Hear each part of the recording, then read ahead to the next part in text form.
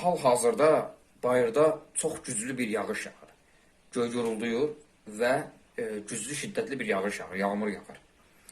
Ey ateist, sözüm sənədir. Madam ki, inkar edirsən Yaradanın var olduğunu və düşünürsən ki, bu dünya sanki öz-özünə idarə olunur. Yəni, Yaradan yoxdur, Allah yoxdur deyib yaşayırsan. Amma sualım budur. Bax, bayırda yağan yağış. Gör necə nizamlı bir şəkildə yağır bu yağış.